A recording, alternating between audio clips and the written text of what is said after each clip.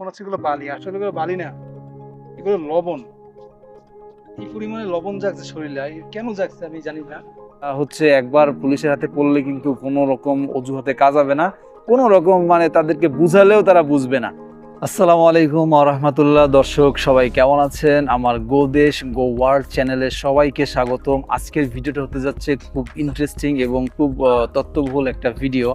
কারণ আজকের ভিডিওটা যারা মক্কায় এবং সৌদি আরবে অবস্থান করছেন, যারা সৌদি আরবে আসতে চাচ্ছেন, যারা সৌদি আরবে ওমরা করতে আসছেন অলরেডি, এই তাদেরকে নিয়ে আজকে আমার এই ভিডিওটা। এবং এই ভিডিওতে আমি আমার বাস্তব অভিজ্ঞতা শেয়ার করব, কারণ আমি বেশ কিছু সমস্যার সম্মুখীন হয়েছি।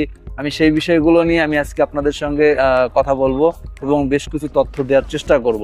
তাই ভিডিওটা না টেনে সম্পূর্ণ ভিডিওটা দেখার বিনীত অনুরোধ রইল। এবং এই ভিডিওটা আপনার এবং আপনার বন্ধু বান্ধব প্রতিবেশী কারো না কারো উপকারে আসতে পারে, তাই ভিডিওটা আপনারা অবশ্যই শেয়ার করবেন বন্ধুদের মাঝে, অবশ্যই তাদের কাজে আসবে। এখন হচ্ছে সৌদি আরবে প্রচুর পরিমাণে গরম এবং গরমের সিজন। এই মুহূর্তে সৌদি আরবে আপনার 45 থেকে 50 ডিগ্রি সেলসিয়াস পর্যন্ত তাপমাত্রা, বিশেষ করে মক্কায় আপনার এত পরিমাণে তাপমাত্রা এখানে চলছে যে আপনি এটা ভাবতেও পারবেন না। আপনার স্কিনের প্রবলেম হতে পারে, স্কিনে ক্যান্সারের সমস্যা হতে পারে, এভরিথিং আপনার এখানে এই হিট, এই তাপমাত্রার ভিতরে অনেক বড় কিছু ঘটতে পারে, বিশেষ করে যারা অতিরিক্ত গরমে থাকার অভ্যাস নেই। বর্তমানে এই গরম সিজনে কিন্তু সৌদি আরবে একটা আইন চলে, সেই আইনটা হচ্ছে যে দুপুর 12টা থেকে বিকাল 3টা পর্যন্ত এর ভিতরে কিন্তু বাহিরে চলাচল, কাজ বাজ করা সবকিছু নিষেধ।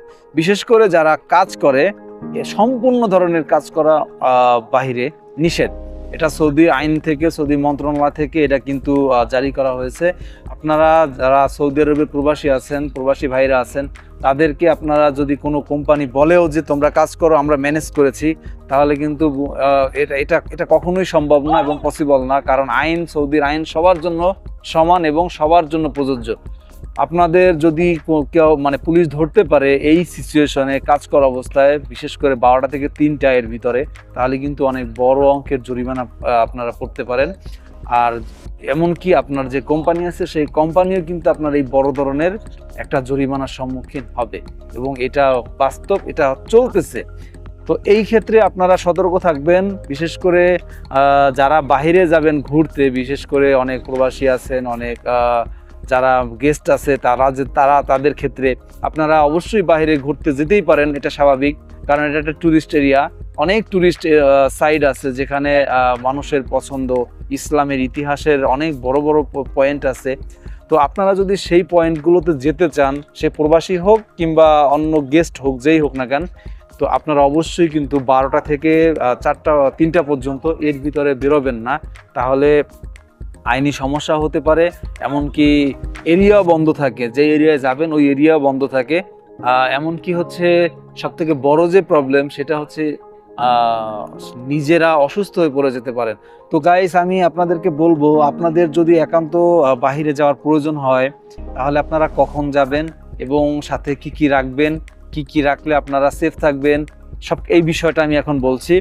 আপনারা যদি একান্ত আপনাদের বাইরে যাওয়ার প্রয়োজন হয়, তাহলে হচ্ছে আপনারা খুব ভোরে বের হবেন, 5টা থেকে শুরু করে। এরপর হচ্ছে, কারণ বর্তমানে সৌদিতে 5টার সময় পুরো পরিষ্কার দিন হয়ে যায়, হ্যাঁ। তো 5টায় বের হলেন, এরপরে হচ্ছে আপনারা 11টা পর্যন্ত বা 11:30 পর্যন্ত আপনারা বাইরে থাকলেন, বা 12টা পর্যন্ত থাকলেন, এরপরে আপনারা চলে আসলেন।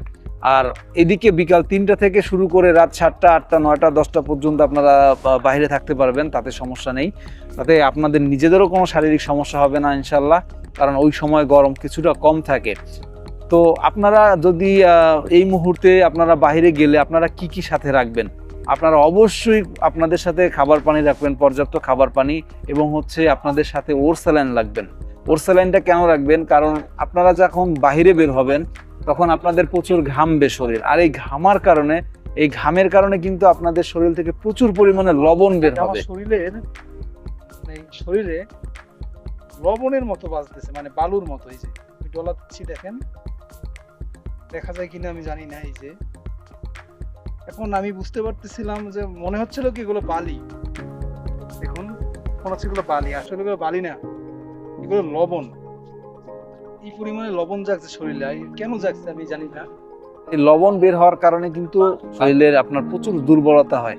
আমি নিজে ফেস করছি এই সমস্যা। লাস্ট 1 সপ্তাহ আগে আমি হেরা পর্বতে গিয়েছিলাম ব্লগ বানানোর জন্য। তো আমার প্ল্যান অনুযায়ী আমি 4টায় বের হই, সবই ঠিক ছিল। কিন্তু আমি সেখানে যেতে যেতে আমার মানে হেরা পর্বতে আর কি উঠতে উঠতে আমার তখন বাজে 9টা। পুরোপুরি উঠি না আর কি, শুরু করছি ওঠা, তখন বাজে 9টা। আমি ওখান থেকে পুরো পর্বত উঠতে উঠতে আমার কিন্তু অলরেডি বেজে যায় 10:30, 10:30 মেবি, 10:30 কি 11টা। তো ওখান থেকে আমি ঘোরাফেরা করে ভিডিও শ্যুট করে দোয়া দুরুদ করে এরপরে হচ্ছে আমি নামতে নামতে 12:30 বেজে যায়। তো আমি কিন্তু এর মাঝে যখন আমি উপর থেকে নিচে নামি, আমার কিন্তু প্রচুর পরিমাণে আমি ক্লান্ত হয়ে পড়ি এবং কি একটু ছায়া খোঁজার জন্য আমি পাগল হয়ে যাই। আমার ফ্রেজে সেই রোদ্রের তাপে আমার কিন্তু ফ্রেজে এখন পর্যন্ত একটু কমছে, যদিও বিচি বিচি উঠে ভরে গেছে। তো অতিরিক্ত হিটের কারণে এই প্রবলেমটা হয়েছে। তো আপনাদের ক্ষেত্রে হয়তো এরকম হবে, এটাই স্বাভাবিক।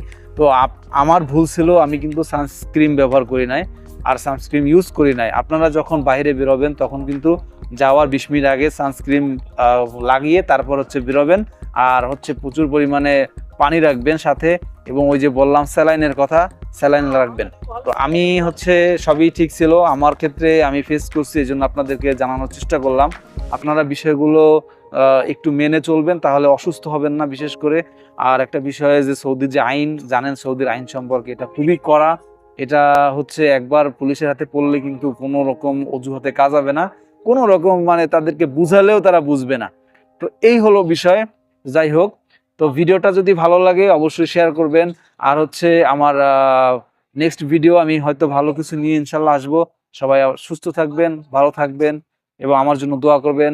আমার চ্যানেলটা সাবস্ক্রাইব করবেন। আল্লাহ হাফেজ।